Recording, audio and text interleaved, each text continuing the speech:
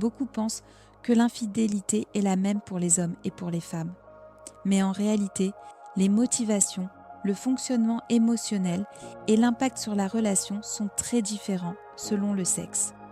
Une fois que vous comprendrez ces différences, vous ne verrez plus jamais les relations amoureuses de la même manière. Avant de commencer, abonnez-vous à la chaîne et activez la cloche pour ne manquer aucune vidéo. N'oubliez pas de liker si le sujet vous intrigue. Cela nous aide à créer plus de contenu utile. 1. La différence fondamentale. Lorsqu'un homme trompe, il s'agit souvent d'un acte physique, parfois impulsif, parfois lié à l'opportunité. L'homme peut avoir une liaison et continuer à aimer sa partenaire principale. Pour lui, la tromperie ne détruit pas forcément le lien affectif existant. Chez la femme, en revanche, l'infidélité est rarement seulement physique. La biologie joue un rôle clé. Dès un rapport sexuel, le cerveau féminin libère de l'ocytocine, l'hormone du lien.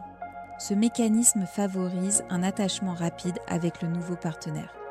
Même si elle croit que c'est juste du sexe, son corps et son cerveau commencent à créer un lien émotionnel profond, parfois irréversible.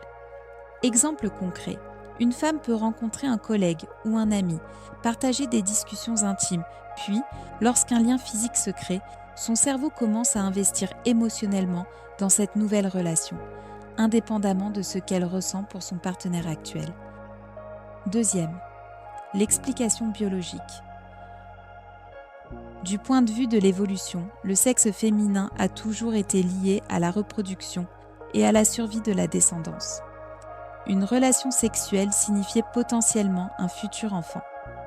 Cela explique pourquoi le cerveau féminin réagit immédiatement à un nouveau partenaire. Il cherche à sécuriser une figure protectrice et pourvoyeur de ressources. Cette réponse biologique explique également pourquoi certaines femmes deviennent des infidèles sérielles. Chaque nouveau partenaire déclenche une libération d'ocytocine, créant une sensation de plaisir et de lien émotionnel similaire à une forme d'addiction. Troisième, conséquences émotionnelles. Quand un homme trompe et est découvert, il peut ressentir de la culpabilité, essayer de réparer la relation, couper tout contact avec l'autre personne. Son attachement émotionnel reste généralement intact. Quand une femme trompe, même si elle exprime des regrets, son attachement émotionnel a souvent déjà basculé vers le nouvel amant. Le partenaire initial devient secondaire et la relation est souvent irrémédiablement compromise. Les statistiques montrent que 70% des divorces liés à une infidélité féminine aboutissant à la séparation, contre 35% pour les hommes. Quatrième, la planification féminine. Contrairement aux hommes qui trompent souvent sur un coup de tête, les femmes planifient souvent leur infidélité. Ces changements peuvent être subtils mais progressifs. Nouvelle apparence, vêtements, coiffure, maquillage. Nouvelles activités sociales ou professionnelles. Intérêt soudain pour le fitness ou des loisirs nouveaux. Attention particulière à leur téléphone et à leur vie privée. Ces comportements ne sont pas aléatoires. Ils font partie d'une préparation psychologique et biologique à une transition vers un autre partenaire. Le corps et l'esprit se détachent progressivement du partenaire actuel tout en se préparant pour le nouveau. 5. Le phénomène de branch switching. Certaines femmes s'assurent qu'une relation de remplacement est déjà prête avant de quitter leur partenaire actuel. Cela leur garantit une transition sécurisée et continue leur attachement affectif. C'est ce que les psychologues appellent parfois branch swinging. Elles ne lâchent pas une branche sans en avoir une autre fermement en main. Les hommes, eux, trompent souvent de manière opportuniste. Ils prennent des risques et vivent avec les conséquences, tandis que certaines femmes planifient méticuleusement chaque étape. 6. Impact à long terme sur la capacité d'attachement. Chaque relation parallèle peut affecter la capacité à créer un lien profond à long terme. Des recherches ont montré que les femmes avec plus de 5 partenaires sexuels ont un risque accru de divorce. Les femmes ayant eu des relations extra-conjugales fréquentes peuvent voir leur cerveau réécrire les expériences passées pour justifier leurs décisions. Chaque nouvelle liaison laisse une empreinte hormonale et émotionnelle qui affaiblit le lien avec le partenaire initial.